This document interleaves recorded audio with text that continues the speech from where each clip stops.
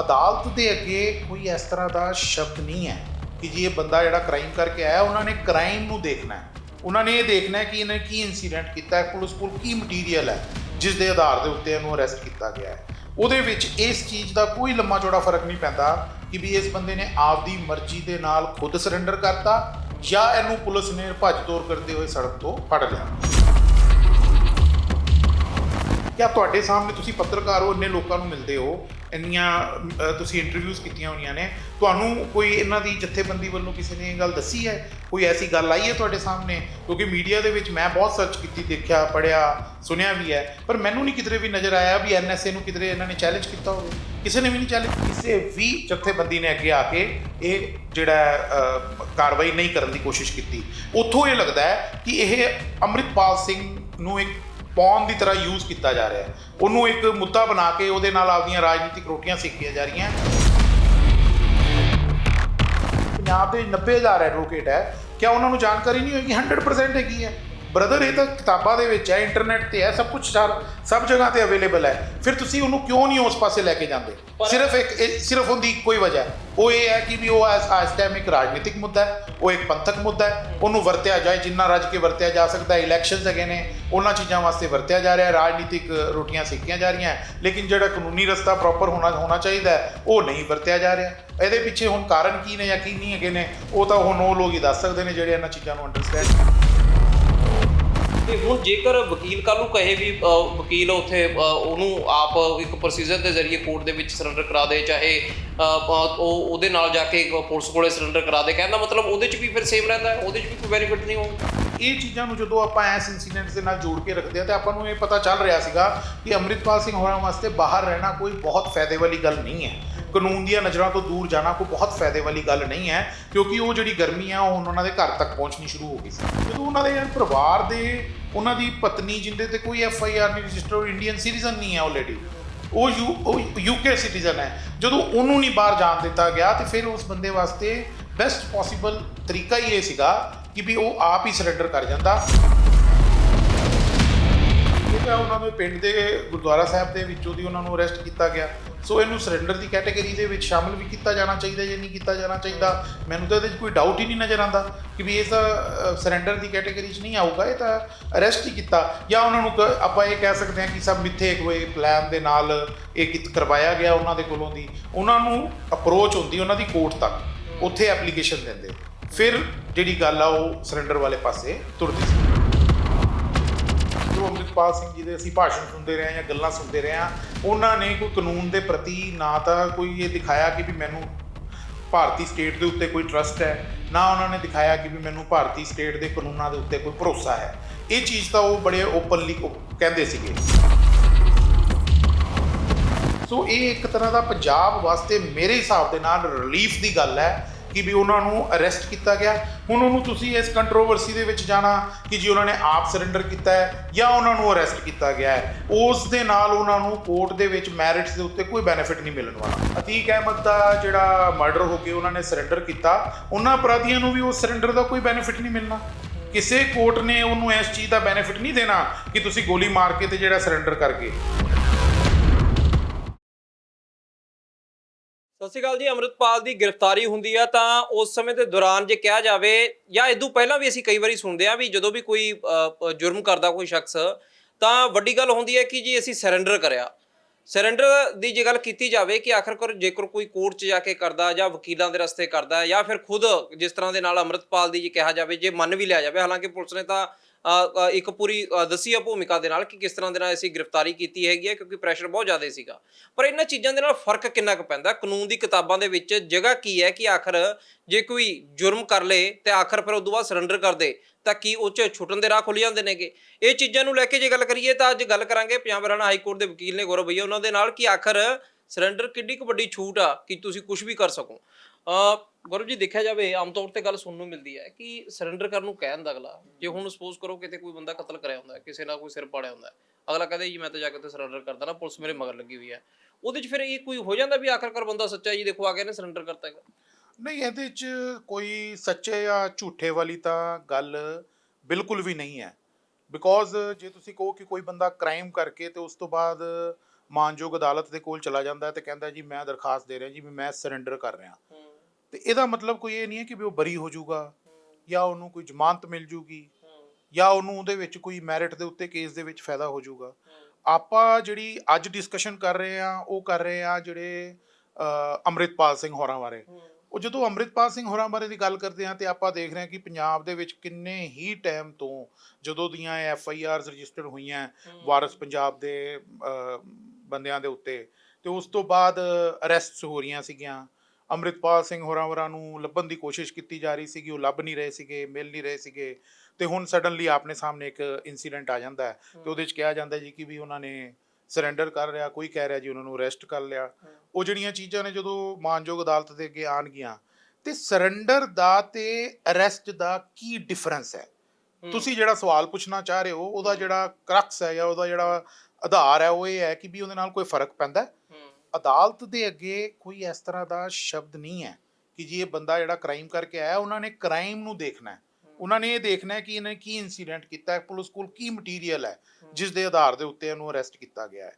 ਉਹਦੇ ਵਿੱਚ ਇਸ ਚੀਜ਼ ਦਾ ਕੋਈ ਲੰਮਾ ਚੌੜਾ ਫਰਕ ਨਹੀਂ ਪੈਂਦਾ ਕਿ ਵੀ ਇਸ ਬੰਦੇ ਨੇ ਆਪਦੀ ਮਰਜ਼ੀ ਦੇ ਨਾਲ ਖੁਦ ਸਰੈਂਡਰ ਕਰਤਾ ਜਾਂ ਇਹਨੂੰ ਪੁਲਿਸ ਨੇ ਭੱਜ ਦੌੜ ਕਰਦੇ ਹੋਏ ਸੜਕ ਤੋਂ ਫੜ ਲਿਆ। ਮੇਰਾ ਆਪਦਾ ਇੰਡੀਪੈਂਡੈਂਟ ਵਿਊ ਇਹ ਹੈ ਕਿ ਜਿਹੜਾ ਇਹ ਸਰੈਂਡਰ ਕਰਵਾਇਆ ਦਿਖਾਇਆ ਗਿਆ ਜਾਂ ਅਰੈਸਟ ਕਰਿਆ ਦਿਖਾਇਆ ਗਿਆ, ਉਹਦੇ ਨਾਲ ਪੂਰੇ ਪੰਜਾਬ ਦੇ ਵਿੱਚ ਇੱਕ ਵਧੀਆ ਮਾਹੌਲ ਜਿਹੜਾ ਗੱਲ ਆਣੀ ਚਾਹੀਦੀ ਹੈ ਲੋਕਾਂ ਦੇ ਸਾਹਮਣੇ, ਉਹ ਇਹ ਹੈ ਕਿ ਉਹਨੂੰ ਕਿਸੇ ਜੋ ਜਥੇਬੰਦੀ ਦੇ ਇਹਨਾਂ ਦੇ ਹੈੱਡ ਨੇ ਮਿਸਟਰ ਅੰਮ੍ਰਿਤਪਾਲ ਸਿੰਘ, ਇਹਨਾਂ ਨੂੰ ਪੁਲਿਸ ਨੇ ਕੋਈ ਇਹੋ ਜਿਹਾ ਮੁਕਾਬਲਾ ਨਹੀਂ ਦਿਖਾਇਆ, ਕੋਈ ਗੋਲੀਬਾਜੀ ਨਹੀਂ ਦਿਖਾਈ, ਕੋਈ ਇਸ ਤਰ੍ਹਾਂ ਦਾ ਐਕਸਟਰਾ ਜੁਡੀਸ਼ੀਅਲ ਕੰਮ, ਕਾਨੂੰਨ ਦੀਆਂ ਹੱਦਾਂ ਤੋਂ ਬਾਹਰ ਜਾ ਕੇ ਕੋਈ ਇਸ ਤਰ੍ਹਾਂ ਦਾ ਕੰਮ ਨਹੀਂ ਦਿਖਾਇਆ ਜਿਹਦੇ ਤੋਂ ਅਸੀਂ ਆਲਮੋਸਟ ਸਾਰੇ ਹੀ ਡਰਦੇ ਸੀ ਜਾਂ ਸਾਨੂੰ ਇਸ ਗੱਲ ਦਾ ਖਦਸ਼ਾ ਸੀਗਾ ਜਾਂ ਡਾਊਟ ਸੀਗਾ ਕਿ ਕੁਝ ਇਸ ਤਰ੍ਹਾਂ ਦਾ ਇਨਸੀਡੈਂਟ ਦਿਖਾਇਆ ਜਾਊਗਾ ਜਿਹਦੇ ਵਿੱਚ ਉਹਨਾਂ ਨੂੰ ਕਤਲ ਵੀ ਕੀਤਾ ਜਾ ਸਕਦਾ ਜਾਂ ਉਹਨਾਂ ਨੂੰ ਫੜਨ ਦੇ ਇਰਾਦੇ ਦੇ ਨਾਲ ਜਿਵੇਂ ਪੁਲਿਸ ਗੋਲੀਆਂ ਚਲਾ ਕੇ ਇਨਕਾਊਂਟਰ ਵਗੈਰਾ ਦਿਖਾ ਦਿੰਦੀ ਹੈ। ਸੋ ਇਹ ਇੱਕ ਤਰ੍ਹਾਂ ਦਾ ਪੰਜਾਬ ਵਾਸਤੇ ਮੇਰੇ ਹਿਸਾਬ ਦੇ ਨਾਲ ਰਿਲੀਫ ਦੀ ਗੱਲ ਹੈ ਕਿ ਵੀ ਉਹਨਾਂ ਨੂੰ ਅਰੈਸਟ ਕੀਤਾ ਗਿਆ। ਹੁਣ ਉਹਨੂੰ ਤੁਸੀਂ ਇਸ ਕੰਟਰੋਵਰਸੀ ਦੇ ਵਿੱਚ ਜਾਣਾ ਕਿ ਜੀ ਉਹਨਾਂ ਨੇ ਆਪ ਸਰੈਂਡਰ ਕੀਤਾ ਹੈ ਜਾਂ ਉਹਨਾਂ ਨੂੰ ਅਰੈਸਟ ਕੀਤਾ ਗਿਆ ਹੈ, ਉਸ ਦੇ ਨਾਲ ਉਹਨਾਂ ਨੂੰ ਕੋਰਟ ਦੇ ਵਿੱਚ ਮੈਰਿਟਸ ਦੇ ਉੱਤੇ ਕੋਈ ਬੈਨੀਫਿਟ ਨਹੀਂ ਮਿਲਣ ਵਾਲਾ। ਜਿੰਨਾ ਕੁ ਇਨਫੋਰਮੇਸ਼ਨ ਤੁਹਾਡੇ ਕੋਲ ਆਈ ਹੈ ਮੀਡੀਆ ਦੇ ਜ਼ਰੀਏ ਸਾਨੂੰ ਪਤਾ ਚੱਲ ਰਿਹਾ ਹੈ, ਉਹ ਇਹ ਵੀ ਉਹਨਾਂ ਨੂੰ ਡਿਬਰੂਗੜ੍ਹ ਅਸਾਮ ਜਿਹੜਾ ਭੇਜ ਦਿੱਤਾ ਗਿਆ ਹੈ ਜਾਂ ਭੇਜਣ ਦੀ ਤਿਆਰੀ ਚੱਲ ਰਹੀ ਹੈ। ਉਹ ਕਿਉਂਕਿ NSA ਐਕਟ ਲੱਗਿਆ ਹੋਇਆ ਹੈ, ਪੰਜਾਬ 'ਚ ਉਹਨਾਂ ਨੂੰ ਨਹੀਂ ਰੱਖਣਾ ਚਾਹੁੰਦੇ, ਉੱਥੇ ਭੇਜ ਰਹੇ ਨੇ, ਇਸ ਕਰਕੇ ਉਹਨਾਂ ਨੂੰ ਉੱਥੇ ਭੇਜਿਆ ਜਾ ਰਿਹਾ ਹੈ। ਜੋ ਬਾਕੀ ਲੋਕਾਂ ਨਾਲ ਹੋਇਆ, ਜਿਵੇਂ ਇਹਨਾਂ ਨੇ ਪੁਲਿਸ ਨੇ ਜਾ ਕੇ ਥਾਂ ਥਾਂ ਤੋਂ ਲੋਕਾਂ ਨੂੰ ਅਰੈਸਟ ਕੀਤਾ ਹੈ, ਸੇਮ ਪ੍ਰੋਸੀਜਰ ਉਹ ਇਹਨਾਂ ਵਾਸਤੇ ਯੂਜ਼ ਕੀਤਾ ਜਾਏਗਾ। ਉਹਦੇ ਨਾਲ ਕੋਈ ਫਰਕ ਨਹੀਂ ਪੈਂਦਾ ਕਿ ਵੀ ਉਹ ਅਰੈਸਟ ਹੋਏ ਹੈ ਜਾਂ ਉਹਨਾਂ ਨੂੰ ਸਰੈਂਡਰ ਕੀਤਾ ਦਿਖਾਇਆ ਗਿਆ ਹੈ। ਲੇਕਿਨ ਯੈਸ, ਇੱਕ ਗੱਲ ਬੜੀ ਸਪਸ਼ਟ ਜੀ ਨਜ਼ਰ ਆਉਂਦੀ ਹੈ ਵੀ ਸਰੈਂਡਰ ਕਰਨ ਦਾ ਮਤਲਬ ਸਿਰਫ ਇੱਕੋ ਹੁੰਦਾ ਹੈ ਕਿ ਵੀ ਮੈਂ ਕਾਨੂੰਨ ਦੀ ਇੱਜ਼ਤ ਕਰਦਾ ਤੇ ਮੈਂ ਕਾਨੂੰਨ ਦੇ ਅੱਗੇ ਪੇਸ਼ ਹੋ ਗਿਆ। ਕਿਉਂਕਿ ਉਹਦੇ ਨਾਲ ਇਹ ਆਉਂਦਾ ਹੈ। ਦੇਖੋ, ਪਹਿਲਾਂ ਪੰਜਾਬ ਦੇ ਵਿੱਚ ਜੋ ਅੰਮ੍ਰਿਤਪਾਲ ਸਿੰਘ ਜੀ ਦੇ ਅਸੀਂ ਭਾਸ਼ਣ ਸੁਣਦੇ ਰਹੇ ਜਾਂ ਗੱਲਾਂ ਸੁਣਦੇ ਰਹੇ ਹਾਂ, ਉਹਨਾਂ ਨੇ ਕੋਈ ਕਾਨੂੰਨ ਦੇ ਪ੍ਰਤੀ ਨਾ ਤਾਂ ਕੋਈ ਇਹ ਦਿਖਾਇਆ ਕਿ ਵੀ ਮੈਨੂੰ ਭਾਰਤੀ ਸਟੇਟ ਦੇ ਉੱਤੇ ਕੋਈ ਟਰਸਟ ਹੈ, ਨਾ ਉਹਨਾਂ ਨੇ ਦਿਖਾਇਆ ਕਿ ਵੀ ਮੈਨੂੰ ਭਾਰਤੀ ਸਟੇਟ ਦੇ ਕਾਨੂੰਨਾਂ ਦੇ ਉੱਤੇ ਕੋਈ ਭਰੋਸਾ ਹੈ। ਇਹ ਚੀਜ਼ ਤਾਂ ਉਹ ਬੜੇ ਓਪਨਲੀ ਕਹਿੰਦੇ ਸੀਗੇ, ਉਹਨਾਂ ਨੇ ਕਈ ਵਾਰ ਇਸ ਤਰ੍ਹਾਂ ਦੀਆਂ ਗੱਲਾਂ ਕੀਤੀਆਂ। ਲੇਕਿਨ ਅੰਤ ਦੇ ਵਿੱਚ ਜਦੋਂ ਹੁਣ ਉਹਨਾਂ ਦੀ ਅਰੈਸਟ ਹੁੰਦੀ ਹੈ ਤੇ ਜੇ ਉਹਨਾਂ ਨੂੰ ਉਹ ਸਰੈਂਡਰ ਵੀ ਦਿਖਾਇਆ ਜਾਂਦਾ ਤਾਂ ਇੱਕ ਤਰੀਕੇ ਦੇ ਨਾਲ ਉਹਨਾਂ ਨੇ ਕਾਨੂੰਨ ਦੇ ਵਿੱਚ ਭਰੋਸਾ ਜਤਾਇਆ ਤੇ ਸਰੈਂਡਰ ਕੀਤਾ। ਪਰ ਦੂਜੇ ਪਾਸੇ ਦੇਖੀਏ, ਕਿਉਂਕਿ ਅਤੀਕ ਅਹਿਮਦ ਵਾਲੇ ਮਾਮਲੇ 'ਚ ਵੀ ਅਸੀਂ ਦੇਖਿਆ ਸੀ ਕਿ ਆਖਰ ਗੋਲੀਆਂ ਮਾਰ ਕੇ ਜਦੋਂ ਅਤੀਕ ਅਹਿਮਦ ਤੇ ਅਸ਼ਰਫ ਦੀ ਜਦੋਂ ਉਹ ਕਤਲ ਕਰਦੇ ਨੇਗੇ, ਉਹ ਜ਼ਮੀਨ ਤੇ ਲਟਕੇ ਉੱਚੀ ਉੱਚੀ ਕਹਿੰਦੇ ਨੇ ਚਲੋ, ਇੱਕ ਤਾਂ ਉਹ ਨਾਰੇ ਲਾਉਂਦੇ ਨੇਗੇ, ਦੂਜੇ ਪਾਸੇ ਉਹ ਕਹਿੰਦੇ ਨੇ ਕਿ ਅਸੀਂ ਸਰੈਂਡਰ ਕਰਦੇ ਹਾਂ। ਉਹਦੇ ਵਿੱਚ ਜੇ ਦੇਖਿਆ ਜਾਵੇ ਆਮ ਤੌਰ ਤੇ ਲੋਕਾਂ ਦੇ ਮਨ ਦੇ ਵਿੱਚ ਸ਼ਾਇਦ ਇਹ ਗੱਲ ਜਾਂਦੀ ਹੈ ਵੀ ਜੇ ਕੋਈ ਜੁਰਮ ਕਰਦੇ ਹਾਂ ਅਸੀਂ ਉਦੋਂ ਬਾਅਦ 'ਚ ਸਰੈਂਡਰ ਕਰ ਦਿੰਦੇ ਹਾਂ। ਕਾਨੂੰਨ ਨੂੰ ਇਹ ਲੱਗਦਾ ਵੀ ਆਖਰਕਾਰ ਕਾਨੂੰਨ ਦੇ ਮੂਹਰੇ ਜਾਂ ਇਹ ਦਿਖਾਉਣ ਦੀ ਕੋਸ਼ਿਸ਼ ਕੀਤੀ ਜਾਂਦੀ ਹੈ ਵੀ ਅਸੀਂ ਕਿਤੇ ਨਾ ਕਿਤੇ ਇਹਦੇ ਪਿੱਛੇ ਸਾਡਾ ਮਕਸਦ ਜਿਹੜਾ ਕਿ ਬਹੁਤ ਚੰਗਾ ਸੀਗਾ ਸ਼ਾਇਦ ਕੋਈ, ਤੇ ਲੋਕਾਂ ਨੂੰ ਵੀ ਲੱਗਦਾ ਵੀ ਸਰੈਂਡਰ ਕਰ ਦਿਓ ਯਾਰ ਤੇ ਉਹਦੇ ਨਾਲ ਸਾਨੂੰ ਸ਼ਾਇਦ ਕੋਈ ਰਿਲੀਫ ਮਿਲ ਜੇ। ਸੁਮੀਤ ਜੀ, ਉਹ ਦੋਨੋਂ ਇਨਸੀਡੈਂਟਸ ਨੂੰ ਆਪਾਂ ਕੰਪੇਅਰ ਨਹੀਂ ਕਰ ਸਕਦੇ। ਉਹਦੇ ਦੋ ਵਜ੍ਹਾਵਾਂ ਨੇ। ਪਹਿਲੀ ਵਜ੍ਹਾ ਤਾਂ ਇਹ ਹੈ ਕਿ ਵੀ ਉਹ ਇੱਕ ਪਰਸਨਲ ਲੜਾਈ ਸੀਗੀ, ਪਰਸਨਲ ਮੁੱਦਾ ਸੀਗਾ। ਅੰਮ੍ਰਿਤਪਾਲ ਸਿੰਘ ਹੋਰਾਂ ਨੂੰ ਭਾਵੇਂ ਆਪਾਂ ਇਗਨੋਰ ਕਰੀਏ ਤੇ ਭਾਵੇਂ ਆਪਾਂ ਉਹਨਾਂ ਨੂੰ ਐਕਸੈਪਟ ਕਰੀਏ, ਭਾਵੇਂ ਲਾਈਕ ਕਰੀਏ ਜਾਂ ਡਿਸਲਾਈਕ ਕਰੀਏ, ਆਪਾਂ ਉਹਨੂੰ ਪੰਥਕ ਪੋਲਿਟਿਕਸ ਤੋਂ ਵੱਖ ਕਰਕੇ ਨਹੀਂ ਦੇਖ ਸਕਦੇ। ਉਹ ਸਾਡੇ ਸਮਾਜ ਦਾ ਇੱਕ ਅਭਿੰਨ ਅੰਗ ਬਣ ਚੁੱਕਿਆ ਹੈ ਇਸ ਟਾਈਮ। ਉਸ ਆਦਮੀ ਨੂੰ ਇਨਕਾਊਂਟਰ ਕਰਨ ਦੀਆਂ ਖਤਰੇ ਬਹੁਤ ਵੱਡੇ ਸੀਗੇ।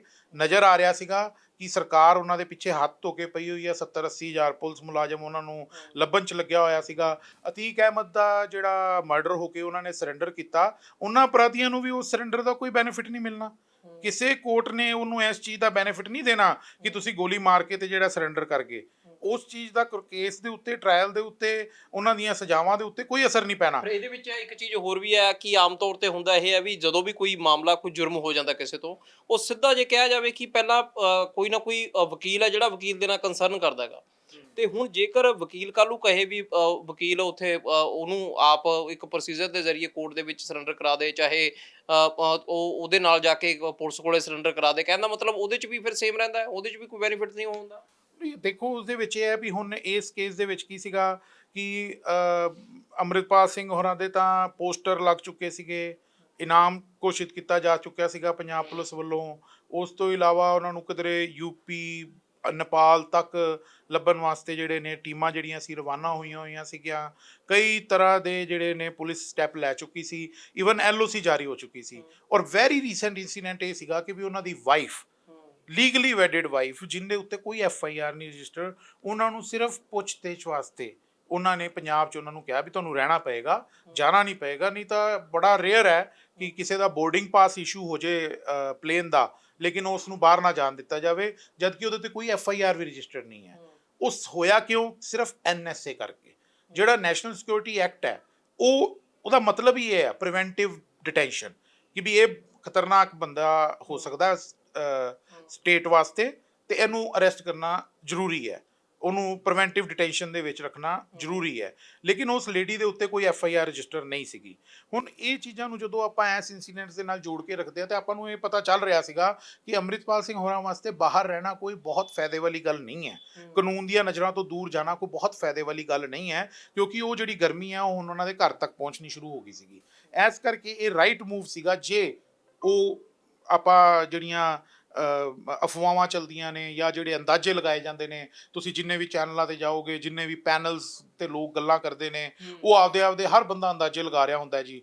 ਕੋਈ ਕਹਿ ਰਿਹਾ ਜੀ ਏਜੰਸੀਆਂ ਦੇ ਕੋਲ ਹੈ, ਕੋਈ ਕਹਿ ਰਿਹਾ BJP ਕੋਲ ਹੈ, ਕੋਈ ਕਹਿ ਰਿਹਾ ਕੇਂਦਰ ਕੋਲ ਹੈ, ਕੋਈ ਕਹਿ ਰਿਹਾ ਜੀ ਭਗਵੰਤ ਮਾਨ ਸਰਕਾਰ ਕੋਲ ਹੈ। ਇਸ ਤਰ੍ਹਾਂ ਦੀਆਂ ਗੱਲਾਂ ਆਪਾਂ ਰੋਜ਼ ਸੁਣਦੇ ਪਏ ਸੀਗੇ ਵੀ ਉਹ ਸੀਗਾ। ਹੁਣ ਇੱਕ ਤਾਂ ਉਹਨਾਂ ਸਾਰੀਆਂ ਖਬਰਾਂ ਨੂੰ ਜਿਹੜੀ ਹੈ ਠੱਲ ਪੈ ਜਾਊਗੀ, ਲੋਕ ਉਹ ਗੱਲਾਂ ਕਰਨੀਆਂ ਹਟ ਜਾਣਗੇ। ਹੁਣ ਗੱਲ ਆ ਜੂਗੀ ਕਿ ਵੀ ਇਹਨਾਂ ਨੂੰ ਸਰੈਂਡਰ ਕੀਤਾ ਜੀ ਜਾਂ ਅਰੈਸਟ ਕੀਤਾ, ਕਿੰਨੇ ਕਰਵਾਇਆ, ਕਿੰਨੇ ਨਹੀਂ ਕਰਵਾਇਆ।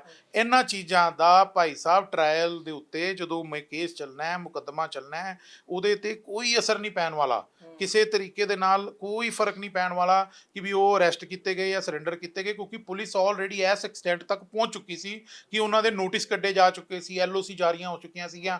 ਜਦੋਂ ਉਹਨਾਂ ਦੇ ਯਾਰ ਪਰਿਵਾਰ ਦੇ, ਉਹਨਾਂ ਦੀ ਪਤਨੀ ਜਿੰਦੇ ਤੇ ਕੋਈ FIR ਨਹੀਂ ਰਜਿਸਟਰ, ਉਹ ਇੰਡੀਅਨ ਸਿਟੀਜ਼ਨ ਨਹੀਂ ਹੈ ਆਲਰੇਡੀ, ਉਹ UK ਸਿਟੀਜ਼ਨ ਹੈ, ਜਦੋਂ ਉਹਨੂੰ ਨਹੀਂ ਬਾਹਰ ਜਾਣ ਦਿੱਤਾ ਗਿਆ ਤੇ ਫਿਰ ਉਸ ਬੰਦੇ ਵਾਸਤੇ ਬੈਸਟ ਪੋਸੀਬਲ ਤਰੀਕਾ ਹੀ ਇਹ ਸੀਗਾ ਕਿ ਵੀ ਉਹ ਆਪ ਹੀ ਸਰੈਂਡਰ ਕਰ ਜਾਂਦਾ। ਚਲੋ ਉਹ ਤਾਂ ਉਹਦੇ ਵਾਸਤੇ ਤਰੀਕਾ ਸੀਗਾ ਜਿਹੜੀ ਤੁਸੀਂ ਹੁਣੇ ਡਿਸਕਸ਼ਨ ਕੀਤੀ ਕਿ ਕੋਰਟ ਦੇ ਵਿੱਚ ਅਰਜੀ ਲਗਾਈ ਜਾ ਸਕਦੀ ਸੀਗੀ ਜੇ ਉਹਨਾਂ ਦੇ ਐਡਵੋਕੇਟ ਵੱਲੋਂ। ਜੇ ਉਹ ਬਾਹਰ ਸੀਗੇ ਤੇ ਕਿਸੇ ਨਾ ਕਿਸੇ ਦੇ ਕੰਟੈਕਟ 'ਚ ਤਾਂ ਹੋਣਗੇ ਨਾ, ਜੇ ਉਹਨਾਂ ਦੀ ਕੋਈ ਲੀਗਲ ਟੀਮ ਹੈ, ਕੋਈ ਐਡਵੋਕੇਟ ਹੁੰਦਾ ਉਹਨਾਂ ਦੇ ਨਾਲ, ਤੇ ਉਹਨਾਂ ਨੂੰ ਚਾਹੀਦਾ ਤਾਂ ਇਹ ਸੀਗਾ ਕਿ ਵੀ ਕੋਰਟ ਦੇ ਵਿੱਚ ਅਰਜੀ ਲਗਾਉਂਦੇ ਕਿ ਵੀ ਮੈਨੂੰ ਖਤਰਾ ਹੈ ਕਿ ਮੈਨੂੰ ਕਿਸੇ ਮੁਕਾਬਲੇ 'ਚ ਮਾਰ ਨਾ ਦਿੱਤਾ ਜਾਵੇ, ਮੈਂ ਕੋਰਟ ਦੇ ਅੱਗੇ ਸਰੈਂਡਰ ਕਰਨਾ ਚਾਹੁੰਦਾ। ਉਹਨੂੰ ਮੈਂ ਸੋਚਦਾ ਕਿ ਵੀ ਉਹ ਰੀਅਲ ਸਰੈਂਡਰ ਉਹ ਚੀਜ਼ ਹੁੰਦੀ ਕਿ ਜੇ ਉਹ ਮੰਨ ਲਓ ਕਿਸੇ ਅਦਾਲਤ ਦੇ ਅੱਗੇ ਆਪਦੀ ਐਪਲੀਕੇਸ਼ਨ ਲਗਾ ਕੇ ਉੱਥੇ ਸਰੈਂਡਰ ਕਰਦੇ। ਇਹ ਤਾਂ ਉਹਨਾਂ ਨੂੰ ਪਿੰਡ ਦੇ ਗੁਰਦੁਆਰਾ ਸਾਹਿਬ ਦੇ ਵਿੱਚੋਂ ਦੀ ਉਹਨਾਂ ਨੂੰ ਅਰੈਸਟ ਕੀਤਾ ਗਿਆ। ਸੋ ਇਹਨੂੰ ਸਰੈਂਡਰ ਦੀ ਕੈਟੇਗਰੀ ਦੇ ਵਿੱਚ ਸ਼ਾਮਲ ਵੀ ਕੀਤਾ ਜਾਣਾ ਚਾਹੀਦਾ ਜਾਂ ਨਹੀਂ ਕੀਤਾ ਜਾਣਾ ਚਾਹੀਦਾ, ਮੈਨੂੰ ਤਾਂ ਇਹਦੇ 'ਚ ਕੋਈ ਡਾਊਟ ਹੀ ਨਹੀਂ ਨਜ਼ਰ ਆਉਂਦਾ ਕਿ ਵੀ ਇਹ ਤਾਂ ਸਰੈਂਡਰ ਦੀ ਕੈਟੇਗਰੀ 'ਚ ਨਹੀਂ ਆਊਗਾ, ਇਹ ਤਾਂ ਅਰੈਸਟ ਹੀ ਕੀਤਾ। ਜਾਂ ਉਹਨਾਂ ਨੂੰ ਆਪਾਂ ਇਹ ਕਹਿ ਸਕਦੇ ਹਾਂ ਕਿ ਸਭ ਮਿੱਥੇ ਹੋਏ ਪਲਾਨ ਦੇ ਨਾਲ ਇਹ ਕਰਵਾਇਆ ਗਿਆ ਉਹਨਾਂ ਦੇ ਕੋਲੋਂ ਦੀ। ਉਹਨਾਂ ਨੂੰ ਅਪਰੋਚ ਹੁੰਦੀ ਉਹਨਾਂ ਦੀ ਕੋਰਟ ਤੱਕ, ਉੱਥੇ ਐਪਲੀਕੇਸ਼ਨ ਦਿੰਦੇ, ਫਿਰ ਜਿਹੜੀ ਗੱਲ ਆ ਉਹ ਸਰੈਂਡਰ ਵਾਲੇ ਪਾਸੇ ਤੁਰਦੀ ਸੀ। ਪਰ ਦੂਜੇ ਪਾਸੇ ਇੱਕ ਚੀਜ਼ ਹੋਰ ਦੱਸੋ ਕਿ ਜਦੋਂ ਇਸ ਤਰ੍ਹਾਂ ਦੇ ਮਾਮਲੇ ਦੇਖਦੇ ਆਂਗੇ ਆਪਾਂ ਤਾਂ ਆਮ ਤੌਰ ਤੇ ਬਹੁਤ ਸਾਰੀਆਂ ਚਰਚਾਵਾਂ, ਜਿਵੇਂ ਤੁਸੀਂ ਕਿਹਾ ਵੀ ਪੈਨਲ ਡਿਸਕਸ਼ਨਸ ਹੋ ਜਾਂਦੀਆਂ ਨੇ, ਲੋਕ ਆਪਦੇ ਜਿਹੜੇ ਵਿਊ ਰੱਖਣੇ, ਅੰਦਾਜ਼ੇ ਲਗਾਉਣੇ ਸ਼ੁਰੂ ਕਰ ਦਿੰਦੇ ਨੇਗੇ। ਪਰ ਇਹਨਾਂ ਸਾਰੀਆਂ 'ਚ ਦੇਖਿਆ ਜਾਵੇ, ਚਲੋ ਜੇ ਗੱਲ ਹੁਣ NSA ਤੇ ਕਰੀਏ, NSA ਦੇ ਹਿਸਾਬ ਦੇ ਨਾਲ ਜੇ ਦੇਖੀਏ ਤਾਂ ਕਿੰਨਾ ਕੁ ਔਖਾ ਹੈਗਾ ਆਖਰਕਾਰ, ਜੇ ਕਹੀਏ ਕਿ ਅੰਮ੍ਰਿਤਪਾਲ ਚਾਹੇ ਉਹ ਹੋਰ ਵੀ ਕਈ ਹੈਗੇ ਨੇ ਉੱਥੇ, ਜੇ ਭਗਵੰਤ ਸਿੰਘ ਬਾਜੇਗੇ ਦੀ ਗੱਲ ਕਰੀਏ, ਤਮਾਮ ਕਈ ਲੋਕ ਨੇ ਜਿਨ੍ਹਾਂ ਤੇ NSA ਲੱਗਿਆ, ਦਲਜੀਤ ਕਲਸੀ ਵੀ ਉਹਨਾਂ ਦੇ ਵਿੱਚੋਂ ਇੱਕ ਹੈਗਾ। ਇਹਨਾਂ ਲੋਕਾਂ ਦਾ ਜੇ ਕਿਹਾ ਜਾਵੇ ਕਿ ਆਖਰਕਾਰ ਵਾਪਸ ਪੰਜਾਬ ਆਉਣਾ ਜਾਂ ਕਹੀਏ ਵਾਪਸ ਇਹ ਮਾਮਲੇ ਤੋਂ ਹਟਣਾ ਕਿੰਨਾ ਕੁ ਸੌਖਾ ਜਾਂ ਔਖਾ ਹੈਗਾ? ਮੈਨੂੰ ਮਤਲਬ ਇਹ ਤੁਸੀਂ ਚੰਗਾ ਕੀਤਾ ਇਹ ਕੁਐਸਚਨ ਮੇਰੇ ਕੋਲ ਸਵਾਲ ਕੀਤਾ, ਐਂਡ ਆਈ ਐਪਰੀਸ਼ੀਏਟ, ਬੜਾ ਵਧੀਆ ਕੁਐਸਚਨ ਹੈ। ਤੁਸੀਂ ਦੇਖੋ, ਮੈਂ ਪੰਥਕ ਮੁੱਦਿਆਂ ਦੇ ਵਿੱਚ ਲੋਕਾਂ ਦੇ ਨਾਲ ਅਟੈਚਡ ਜਾਂ ਮੈਂ ਜੁੜਿਆ ਹੋਇਆ ਨਹੀਂ ਆ ਕਿਸੇ ਵੀ ਜਥੇਬੰਦੀ ਦੇ ਨਾਲ, ਲੇਕਿਨ ਮੈਨੂੰ as an advocate, independent advocate ਹੋਣ ਦੇ ਨਾਤੇ ਬੜੀ ਹੈਰਾਨੀ ਹੁੰਦੀ ਹੈ ਕਿ ਵੀ ਇਸ ਮੁੱਦੇ ਨੂੰ ਇੱਕ ਰਾਜਨੀਤਿਕ ਰੰਗਤ ਦਿੱਤੀ ਜਾ ਰਹੀ ਹੈ। ਈਵਨ ਕਾਨੂੰਨੀ ਪੱਖੋਂ ਵੀ ਰਾਜਨੀਤਿਕ ਰੰਗਤ ਦਿੱਤੀ ਜਾ ਰਹੀ ਹੈ ਉਹਨਾਂ ਜਥੇਬੰਦੀਆਂ ਵੱਲੋਂ ਜਿਹੜੇ ਇਹ ਕਲੇਮ ਕਰਦੇ ਆ ਕਿ ਅਸੀਂ ਜਿਹੜੇ ਬੰਦੀ ਸਿੰਘ ਨੇ ਉਹਨਾਂ ਵਾਸਤੇ ਐਫਰਟ ਕਰ ਰਹੇ ਹਾਂ। ਅਸੀਂ ਦੇਖੋ ਜੀ ਲੀਗਲ ਟੀਮ ਬਣਾਈ ਹੈ, ਜਿਵੇਂ ਅਕਾਲੀ ਦਲ ਨੇ ਇਹ ਡਿਸਾਈਡ ਕੀਤਾ ਕਿ ਅਸੀਂ 40 ਬੰਦਿਆਂ ਦੀ ਟੀਮ ਬਣਾਈ ਹੈ। ਸਾਡੇ ਹੀ ਪ੍ਰੋਫੈਸ਼ਨਲ ਮਿੱਤਰ ਭਰਾ ਜਿਹੜੇ ਨੇ ਉਹਦੇ 'ਚ ਸ਼ਾਮਲ ਕੀਤੇ ਨੇ, ਵਕੀਲਾਂ ਦੀ ਟੀਮ ਬਣਾਈ ਹੈ, ਡਿਬਰੂਗੜ੍ਹ ਅਸਾਮ ਜਾ ਕੇ ਉਹ ਮਿਲ ਕੇ ਆਏ ਹੈ। ਹੋਰ ਵੀ ਉਹਨਾਂ ਦੇ ਕੁਝ ਐਡਵੋਕੇਟਸ ਨੇ ਬਠਿੰਡਾ ਤੋਂ ਹੈਗੇ ਹੈ, ਉਹ ਐਡਵੋਕੇਟਸ ਨੇ ਜਿਹੜੇ ਉਹਨਾਂ ਦੀ ਕਰ ਰਹੇ ਹੈ। ਲੇਕਿਨ ਇਹ NSA ਨੂੰ ਜਿਹੜਾ ਤਰੀਕਾ ਹੈ ਚੈਲੰਜ ਕਰਨ ਦਾ, ਉਹ ਅੱਜ ਤੱਕ ਮੇਰੇ ਸਾਹਮਣੇ ਇੱਕ ਵੀ ਐਸਾ ਕੇਸ ਨਹੀਂ ਆਇਆ ਅੰਮ੍ਰਿਤਪਾਲ ਸਿੰਘ ਹੋਰਾਂ ਦੀ ਜਥੇਬੰਦੀ ਵੱਲੋਂ, ਵਾਰਸ ਪੰਜਾਬ ਦੀ ਜਥੇਬੰਦੀ ਵੱਲੋਂ, ਕਿ ਵੀ ਉਹਨਾਂ ਨੇ ਕੋਈ ਪਟੀਸ਼ਨ ਐਸੀ ਦਾਇਰ ਕੀਤੀ ਹੋਵੇ ਜਿਹਦੇ 'ਚ NSA ਨੂੰ ਚੈਲੰਜ ਕੀਤਾ ਗਿਆ ਹੋਵੇ। ਕਿਆ ਤੁਹਾਡੇ ਸਾਹਮਣੇ, ਤੁਸੀਂ ਪੱਤਰਕਾਰ ਹੋ, ਇੰਨੇ ਲੋਕਾਂ ਨੂੰ ਮਿਲਦੇ ਹੋ, ਇੰਨੀਆਂ ਤੁਸੀਂ ਇੰਟਰਵਿਊਜ਼ ਕੀਤੀਆਂ ਹੋਣੀਆਂ ਨੇ, ਤੁਹਾਨੂੰ ਕੋਈ ਇਹਨਾਂ ਦੀ ਜਥੇਬੰਦੀ ਵੱਲੋਂ ਕਿਸੇ ਨੇ ਇਹ ਗੱਲ ਦੱਸੀ ਹੈ? ਕੋਈ ਐਸੀ ਗੱਲ ਆਈ ਹੈ ਤੁਹਾਡੇ ਸਾਹਮਣੇ? ਕਿਉਂਕਿ ਮੀਡੀਆ ਦੇ ਵਿੱਚ ਮੈਂ ਬਹੁਤ ਸਰਚ ਕੀਤੀ, ਦੇਖਿਆ, ਪੜ੍ਹਿਆ, ਸੁਣਿਆ ਵੀ ਹੈ, ਪਰ ਮੈਨੂੰ ਨਹੀਂ ਕਿਧਰੇ ਵੀ ਨਜ਼ਰ ਆਇਆ ਵੀ NSA ਨੂੰ ਕਿਧਰੇ ਇਹਨਾਂ ਨੇ ਚੈਲੰਜ ਕੀਤਾ ਹੋਵੇ। ਕਿਸੇ ਨੇ ਵੀ ਨਹੀਂ ਚੈਲੰਜ ਕੀਤਾ ਹਾਲੇ ਤੱਕ। ਚੈਲੰਜ ਗ੍ਰਿਫਤਾਰੀ ਤੋਂ ਬਾਅਦ ਹੀ ਹੋ ਸਕਦਾ ਜਾਂ ਪਹਿਲਾਂ ਹੋ ਸਕਦਾ? ਪਹਿਲਾਂ ਵੀ ਹੋ ਸਕਦਾ ਹੈ। ਤੁਸੀਂ ਪਟੀਸ਼ਨ ਪੈ ਸਕਦੀ ਹੈ। ਤੁਸੀਂ ਹੁਣ ਜਦੋਂ ਅੰਮ੍ਰਿਤਪਾਲ ਸਿੰਘ ਹੋਰਾਂ ਦੀ ਡਿਟੈਂਸ਼ਨ ਦੇ ਅਗੇਂਸਟ ਇੱਕ ਹੇਬੀਅਸ ਕਾਰਪਸ ਫਾਈਲ ਹੋਈ ਸੀ, ਸਾਰੀ ਮੀਡੀਆ ਨੇ ਕਵਰ ਕੀਤਾ, ਉਹ ਜਿਹੜੀ ਸੀਗੀ ਉਸ ਦੇ ਵਿੱਚ ਕੋਈ ਤਾਂ ਪਟੀਸ਼ਨਰ ਬਣਿਆ ਨਾ, ਕਿਸੇ ਨੇ ਐਪਲੀਕੇਸ਼ਨ ਲਗਾਈ ਹੈ ਨਾ। ਉਸੇ ਤਰੀਕੇ ਦੇ ਨਾਲ ਜਿਹੜਾ ਇਹ ਇਹਨਾਂ ਨੂੰ ਅਰੈਸਟ ਕਰਨ ਵਾਸਤੇ ਜਿਹੜੀ ਕਾਰਵਾਈ ਹੋਈ ਹੈ ਜਾਂ ਹੁਣ ਕੀਤਾ ਗਿਆ ਹੈ, ਉਹਦੇ ਵਿੱਚ NSA ਕਿਉਂ ਲਗਾਈ ਗਈ ਹੈ, ਕਿਸ ਵਾਸਤੇ ਲਗਾਈ ਗਈ ਹੈ? ਜਿਹੜਾ ਇਨਸੀਡੈਂਟ ਸੀਗਾ ਉਹ ਇਹ ਸੀਗਾ ਕਿ ਵੀ ਇੱਕ ਪਬਲਿਕ ਆਫੀਸਰ ਨੂੰ, ਪੁਲਿਸ ਆਫੀਸਰ ਨੂੰ ਉਹਦੀ ਡਿਊਟੀ ਕਰਨ ਤੋਂ ਰੋਕਿਆ ਗਿਆ। ਮੇਨ ਇਨਸੀਡੈਂਟ ਇਹ ਸੀਗਾ ਅਜਨਾਲੇ ਵਾਲਾ, ਸਾਰੀ ਦੁਨੀਆ ਜਾਣਦੀ ਹੈ। ਅਜਨਾਲੇ ਵਾਲੇ ਇਨਸੀਡੈਂਟ ਤੋਂ ਬਾਅਦ ਇਹ ਮੁੱਦਾ ਆਇਆ ਸਾਹਮਣੇ। ਹੁਣ ਇਹ ਉਸ ਦੇ ਵਿੱਚ NSA ਜਿਹੜੀ ਲਗਾਈ ਗਈ ਹੈ, ਕਿਆ ਉਹ NSA ਦੀਆਂ ਰਿਕੁਆਇਰਮੈਂਟਸ ਪੂਰੀਆਂ ਹੁੰਦੀਆਂ ਨੇ ਤਾਂ ਉਹ ਜਿਹੜੀ NSA ਲਗਾਈ ਗਈ ਹੈ? ਇਹਦੇ 'ਚ ਇਹ ਕਹਿ ਸਕਦੇ ਹਾਂ ਵੀ ਉਹਨਾਂ ਦੇ ਚਾਹੇ, ਇੱਕ ਮਿੰਟ ਮੇਰੀ ਗੱਲ ਕੰਪਲੀਟ ਮੈਂ ਕਰਨਾ ਚਾਹਨਾ। ਇਹਦੇ ਵਿੱਚ ਬਕਾਇਦਾ ਪ੍ਰੋਪਰ ਮਾਨਯੋਗ ਹਾਈ ਕੋਰਟ ਦੇ ਵਿੱਚ ਵੀ ਪ੍ਰੋਵੀਜ਼ਨ ਹੈਗੀ ਹੈ, ਮਾਨਯੋਗ ਸੁਪਰੀਮ ਕੋਰਟ ਦੇ ਵਿੱਚ ਵੀ ਪ੍ਰੋਵੀਜ਼ਨ ਹੈਗੀ ਹੈ। ਜੇ NSA ਗਲਤ ਤਰੀਕੇ ਦੇ ਨਾਲ ਲਗਾਈ ਗਈ, ਉਹਨੂੰ ਚੈਲੰਜ ਕੀਤਾ ਜਾ ਸਕਦਾ ਹੈ, ਕੋਰਟਾਂ ਉਹਨੂੰ ਐਗਜ਼ਾਮਿਨ ਕਰ ਸਕਦੀਆਂ ਨੇ ਕਿ NSA ਸਹੀ ਲਗਾਈ ਗਈ ਹੈ ਕਿ ਗਲਤ ਲਗਾਈ ਗਈ ਹੈ। ਲੇਕਿਨ ਉਸ ਮੁੱਦੇ ਨੂੰ ਚੱਕਣ ਵਾਸਤੇ ਅੱਜ ਤੱਕ ਕਿਸੇ ਵੀ ਜਥੇਬੰਦੀ ਨੇ ਅੱਗੇ ਆ ਕੇ ਇਹ ਜਿਹੜਾ ਕਾਰਵਾਈ ਨਹੀਂ ਕਰਨ ਦੀ ਕੋਸ਼ਿਸ਼ ਕੀਤੀ। ਉੱਥੋਂ ਇਹ ਲੱਗਦਾ ਹੈ ਕਿ ਇਹ ਅੰਮ੍ਰਿਤਪਾਲ ਸਿੰਘ ਨੂੰ ਇੱਕ ਪੌਨ ਦੀ ਤਰ੍ਹਾਂ ਯੂਜ਼ ਕੀਤਾ ਜਾ ਰਿਹਾ ਹੈ, ਉਹਨੂੰ ਇੱਕ ਮੁੱਦਾ ਬਣਾ ਕੇ ਉਹਦੇ ਨਾਲ ਆਪਦੀਆਂ ਰਾਜਨੀਤਿਕ ਰੋਟੀਆਂ ਸੇਕੀਆਂ ਜਾ ਰਹੀਆਂ। ਲੇਕਿਨ ਉਹਦੇ ਵਾਸਤੇ ਜੋ ਸਹੀ ਪ੍ਰੋਸੀਜਰ ਹੈ, ਜੋ ਕਾਨੂੰਨੀ ਕਾਰਵਾਈ ਸਹੀ ਤਰੀਕੇ ਦੇ ਨਾਲ ਉਸ ਆਦਮੀ ਨੂੰ, ਦੇਖੋ ਮੈਂ ਅੱਜ ਦੀ ਡੇਟ ਦੇ ਵਿੱਚ ਕੋਈ ਅਥਾਰਟੀ ਨਹੀਂ ਹੁੰਦਾ ਕਿ ਮੈਂ ਡਿਕਲੇਅਰ ਕਰਦਾ ਕਿ ਉਹਨੇ ਠੀਕ ਕੀਤਾ ਕਿ ਗਲਤ ਕੀਤਾ। ਜਦੋਂ ਕੋਰਟ 'ਚ ਕੇਸ ਚੱਲਣਗੇ ਉਦੋਂ ਪਤਾ ਚੱਲ ਜੂਗਾ। ਅੱਜ ਦੀ ਤਰੀਕ 'ਚ ਹੀ ਇਜ਼ ਐਟ ਦੀ ਮੋਸਟ ਇੱਕ ਅਕਿਊਜ਼ਡ ਹੈ, ਉਹ ਹਾਲੇ ਗਿਲਟੀ ਡਿਕਲੇਅਰ ਨਹੀਂ ਹੋਇਆ ਕਿਸੇ ਵੀ ਕੋਰਟ ਦੇ ਵੱਲੋਂ। ਉਹ ਇਸ ਕਰਕੇ ਇੰਨਾ ਕੁ ਫਾਇਦਾ ਤਾਂ ਉਸ ਵਿਅਕਤੀ ਨੂੰ ਇਹ ਦਿੱਤਾ ਹੀ ਜਾ ਸਕਦਾ ਹੈ ਕਿ ਵੀ ਉਹ ਆਪਦੇ ਜਿਹੜੇ ਕਾਨੂੰਨੀ ਰਸਤੇ ਨੇ ਉਹਨਾਂ ਨੂੰ ਪ੍ਰੋਪਰਲੀ ਉਹ ਯੂਜ਼ ਕਰ ਸਕੇ। ਕਹਿ ਸਕਦੇ ਆ ਫਿਰ ਇਸ ਹਿਸਾਬ ਦੇ ਨਾਲ ਤਾਂ ਜੇ ਦੇਖਿਆ ਜਾਵੇ, ਕਿਉਂਕਿ ਇਹੋ ਜਿਹੀ ਗੱਲ ਨਹੀਂ ਖੈਰ, ਜੇ ਤੁਹਾਨੂੰ ਇਸ ਚੀਜ਼ ਦਾ ਪਤਾ ਤਾਂ ਜਿਹੜੇ ਲੋਕ ਪਟੀਸ਼ਨਾਂ ਲਾਈਆਂ ਜਾਂ ਲਾਉਣਾ ਚਾਹੁੰਦੇ ਸੀਗੇ, ਜਾਂ ਜਿਸ ਤਰ੍ਹਾਂ ਦੇ ਨਾਲ ਉਹਨਾਂ ਦੀ ਟੀਮ ਹੈ ਜਾਂ ਬਾਕੀ ਉਹਨਾਂ ਦੇ ਨਾਲ ਜੁੜੇ ਹੋਏ ਜਾਂ ਉਹਨਾਂ ਦੇ ਫੋਲੋਵਰ ਨੇਗੇ, ਯਾਨੀ ਕਿ ਹਜੇ ਤੱਕ ਕਿਸੇ ਨੇ ਵੀ ਨਹੀਂ ਚਾਹਿਆ ਹੈਗਾ ਵੀ ਅੰਮ੍ਰਿਤਪਾਲ ਤੋਂ NSA ਹਟ ਜੇ ਇਸ ਪਾਸੇ, ਤਾਂ ਕਿਸੇ ਨੇ ਕੋਸ਼ਿਸ਼ ਹੀ ਨਹੀਂ ਕੀਤੀ ਹੈਗੀ। ਸਰ ਮੈਂ ਤੁਹਾਨੂੰ ਉਹੀ ਗੱਲ ਤੇ ਆ ਰਿਹਾ ਕਿ ਮੈਂ ਤੁਹਾਨੂੰ ਪਹਿਲੀ ਗੱਲ ਕਹੀ ਹੈ ਕਿ ਮੈਂ ਕਿਸੇ ਜਥੇਬੰਦੀ ਦੇ ਨਾਲ ਨਹੀਂ ਜੁੜਿਆ ਹੋਇਆ ਹੈਗਾ। ਇਸ ਕਰਕੇ ਮੈਨੂੰ ਇਹ ਅੰਡਰਸਟੈਂਡ ਕਰਨਾ ਬਹੁਤ ਮੁਸ਼ਕਲ ਹੈ ਕਿ ਵੀ ਇਹ ਲੋਕ ਕਿਉਂ ਇਹਨੂੰ ਸਿਰਫ ਇੱਕ ਮੁੱਦੇ ਦੀ ਤਰ੍ਹਾਂ ਲੈ ਰਹੇ ਹੈ। ਦੇਸੀ ਭਾਸ਼ਾ 'ਚ ਕਹੀਏ ਵੀ ਇਹਦੇ ਹੱਕ 'ਚ ਨੇ, ਖਬਰੋਂ 'ਚ ਨੇ ਫਿਰ। ਹਾਂ ਬਿਲਕੁਲ, ਕਿਉਂਕਿ ਕਿਆ ਜੇ ਜਾਣਕਾਰੀ ਮੈਨੂੰ ਹੋ ਸਕਦੀ ਹੈ ਤੇ ਪੰਜਾਬ ਦੇ 90,000 ਐਡਵੋਕੇਟ ਹੈ, ਕਿਆ ਉਹਨਾਂ ਨੂੰ ਜਾਣਕਾਰੀ ਨਹੀਂ ਹੋਏਗੀ? 100% ਹੈਗੀ ਹੈ ਬ੍ਰਦਰ। ਇਹ ਤਾਂ ਕਿਤਾਬਾਂ ਦੇ ਵਿੱਚ ਹੈ, ਇੰਟਰਨੈਟ ਤੇ ਹੈ, ਸਭ ਕੁਝ ਸਭ ਜਗ੍ਹਾ ਤੇ ਅਵੇਲੇਬਲ ਹੈ। ਫਿਰ ਤੁਸੀਂ ਉਹਨੂੰ ਕਿਉਂ ਨਹੀਂ ਉਸ ਪਾਸੇ ਲੈ ਕੇ ਜਾਂਦੇ? ਸਿਰਫ ਉਹਦੀ ਇੱਕੋ ਹੀ ਵਜ੍ਹਾ ਹੈ, ਉਹ ਇਹ ਹੈ ਕਿ ਵੀ ਉਹ ਇਸ ਟਾਈਮ ਇੱਕ ਰਾਜਨੀਤਿਕ ਮੁੱਦਾ ਹੈ, ਉਹ ਇੱਕ ਪੰਥਕ ਮੁੱਦਾ ਹੈ, ਉਹਨੂੰ ਵਰਤਿਆ ਜਾਏ ਜਿੰਨਾ ਰੱਜ ਕੇ ਵਰਤਿਆ ਜਾ ਸਕਦਾ। ਇਲੈਕਸ਼ਨਸ ਹੈਗੇ ਨੇ, ਉਹਨਾਂ ਚੀਜ਼ਾਂ ਵਾਸਤੇ ਵਰਤਿਆ ਜਾ ਰਿਹਾ, ਰਾਜਨੀਤਿਕ ਰੋਟੀਆਂ ਸੇਕੀਆਂ ਜਾ ਰਹੀਆਂ, ਲੇਕਿਨ ਜਿਹੜਾ ਕਾਨੂੰਨੀ ਰਸਤਾ ਪ੍ਰੋਪਰ ਹੋਣਾ ਚਾਹੀਦਾ ਉਹ ਨਹੀਂ ਵਰਤਿਆ ਜਾ ਰਿਹਾ। ਇਹਦੇ ਪਿੱਛੇ ਹੁਣ ਕਾਰਨ ਕੀ ਨੇ ਜਾਂ ਕੀ ਨਹੀਂ ਹੈਗੇ ਨੇ, ਉਹ ਤਾਂ ਹੁਣ ਉਹ ਲੋਕ ਹੀ ਦੱਸ ਸਕਦੇ ਨੇ ਜਿਹੜੇ ਇਹਨਾਂ ਚੀਜ਼ਾਂ ਨੂੰ ਅੰਡਰਸਟੈਂਡ ਕਰਦੇ। ਜੇ NSA ਜਿਸ ਤਰ੍ਹਾਂ ਦੇ ਨਾਲ ਲੱਗ ਗਿਆ ਤੇ ਫਿਰ ਇਹ ਸਮਾਂ ਕੋਈ ਨਹੀਂ ਹੈਗਾ ਵੀ ਕਿੰਨਾ ਸਮਾਂ ਉਹਨਾਂ ਨੂੰ ਅੰਦਰ ਰੱਖਿਆ ਜਾ ਸਕਦਾ ਜਾਂ ਕਰਿਆ ਜਾ ਸਕਦਾ? ਸਰ NSA ਦੇ ਵਿੱਚ ਦੇਖੋ ਐਟਲੀਸਟ 12 ਮੰਥਸ, 12 ਮਹੀਨੇ ਤੱਕ ਜਿਹੜਾ ਹੈਗਾ ਉਹ ਬਿਨਾਂ ਚਲਾਨ ਪੇਸ਼ ਕੀਤੇ, ਬਿਨਾਂ ਚਾਰਜ ਸ਼ੀਟ ਫਰੇਮ ਕੀਤੇ ਉਹਨਾਂ ਨੂੰ ਰੱਖਿਆ ਜਾ ਸਕਦਾ ਹੈ, ਜਿਹੜਾ ਕਿ ਦੂਜੇ ਕੇਸਾਂ ਦੇ ਵਿੱਚ ਸਿਰਫ 60 ਦਿਨ ਜਾਂ 90 ਦਿਨ ਦੀ ਪ੍ਰੋਵੀਜ਼ਨ ਹੈਗੀ ਹੈ। ਮਤਲਬ ਜਦੋਂ ਇੱਕ ਬੰਦੇ ਤੇ ਕੇਸ ਦਰਜ ਹੁੰਦਾ ਹੈ ਤੇ ਪੁਲਿਸ ਨੂੰ ਸਾਰਾ ਮਟੀਰੀਅਲ ਜਿਹੜਾ ਹੈਗਾ ਉਹ ਮਾਨਯੋਗ ਅਦਾਲਤ ਦੇ ਅੱਗੇ 60 ਦਿਨਾਂ ਦੇ ਵਿੱਚ ਰੱਖਣਾ ਪੈਂਦਾ ਹੈ। ਠੀਕ ਹੈ, NDPS ਵਗੈਰਾ ਦੇ ਕੇਸਿਸ ਨੇ ਉਹਨਾਂ ਦੀ 90 ਦਿਨ ਤੱਕ ਦੀ ਪ੍ਰੋਵੀਜ਼ਨ ਹੈਗੀ ਹੈ। NSA ਇੱਕ ਐਸਾ ਐਕਟ ਹੈ ਜਿਹਦੇ ਵਿੱਚ 12 ਮਹੀਨੇ ਤੱਕ ਤੁਸੀਂ ਨਹੀਂ ਪੇਸ਼ ਕਰੋਗੇ ਤਾਂ ਵੀ ਚੱਲੇਗਾ। ਕੋਰਟਾਂ ਦੇ ਵਿੱਚ ਤੁਹਾਨੂੰ ਮਟੀਰੀਅਲ ਰੱਖਣ ਦੀ ਜ਼ਰੂਰਤ ਨਹੀਂ ਹੈਗੀ। ਮਤਲਬ ਉਸ ਬੰਦੇ ਦੀਆਂ ਸਿਵਲ ਲਿਬਰਟੀਜ਼ ਜਿਹੜੀਆਂ ਨੇ ਉਹ ਸਾਰੀਆਂ ਸਸਪੈਂਡ ਹੋ ਗਈਆਂ ਇੱਕ ਤਰੀਕੇ ਦੀਆਂ।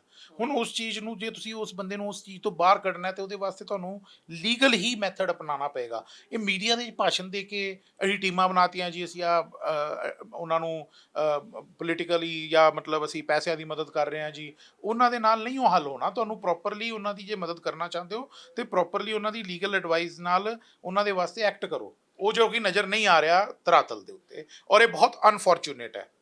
ਬਿਲਕੁਲ ਕਿਹਾ ਜਾ ਸਕਦਾ, ਕਿਉਂਕਿ ਜਿਸ ਤਰ੍ਹਾਂ ਦੇ ਨਾਲ ਜੇ ਐਨਐਸਏ ਦੀ ਗੱਲ ਕਰੀਏ ਤਾਂ ਯਾਨੀ ਕਿ ਮੁਸ਼ਕਲਾਂ ਤਾਂ ਵੱਧ ਗਈਆਂ ਨੇਗੀਆਂ। ਖੈਰ ਸਾਲ ਤਾਂ ਕਹਿੰਦੇ ਜਿਵੇਂ ਕਹਿੰਦੇ ਆ ਕਿ ਕੋਈ ਪੁੱਛ ਪੜਤਾਲ ਲੈਣ ਦੀ ਕੋਈ ਜ਼ਿੰਮੇਵਾਰੀ ਅਜਿਹੀ ਹੈ ਹੀ ਨਹੀਂ, ਕਿਉਂਕਿ ਐਨਐਸਏ ਦੇ ਵਿੱਚ ਹੈ ਹੀ ਨਹੀਂ ਕਲੋ ਕਿ ਤੁਸੀਂ 30 ਦਿਨ 60 ਦਿਨ ਜਾਂ 90 ਦਿਨ ਦੇ ਵਿੱਚ ਆਖਰ ਕੋਰਟ ਨੂੰ ਜਾਣਕਾਰੀ ਦੇਣੀ ਹੈ। ਖੈਰ ਮੁਸ਼ਕਲਾਂ ਤਾਂ ਵੱਧ ਗਈਆਂ ਨੇ, ਪਰ ਦੂਜੇ ਪਾਸੇ ਇਹ ਵੀ ਹੈ ਕਿ ਆਖਰਕਾਰ ਨਾਲ ਵਾਲੇ ਜਿਹੜੇ ਹੈਗੇ ਨੇ ਫਿਰ ਅੰਮ੍ਰਿਤਪਾਲ ਦੇ, ਤਾਂ ਉਹ ਵੀ ਸ਼ਾਇਦ ਇਸ ਚੀਜ਼ ਕੰਨੀ ਨੂੰ ਹਜੇ ਕਦਮ ਨਹੀਂ ਵਧਾਏ, ਕਿਉਂਕਿ ਹਜੇ ਤੱਕ ਜਿੰਨੀ ਕਿ ਜਾਣਕਾਰੀ ਸਾਨੂੰ ਹੈ ਕਿ 2 ਮਾਮਲਿਆਂ ਨੂੰ ਚੈਲੰਜ ਜ਼ਰੂਰ ਐਨਐਸਏ ਨੂੰ ਲੈ ਕੇ ਕੀਤਾ ਗਿਆ ਹਾਈ ਕੋਰਟ ਦੇ ਵਿੱਚ, ਤੇ ਪਰ ਉਹਦੇ ਵਿੱਚ ਅੰਮ੍ਰਿਤਪਾਲ ਦਾ ਮਾਮਲਾ ਨਹੀਂਗਾ ਹੈਗਾ। ਵੀਡੀਓ ਜਰਨਲਿਸਟ ਅਮਨ ਦੇ ਨਾਲ ਸਮਿਤ ਸਿੰਘ, ਰੋਜ਼ਾਨਾ ਸਪੋਕਸਮੈਨ ਟੀਵੀ, ਚੰਡੀਗੜ੍ਹ।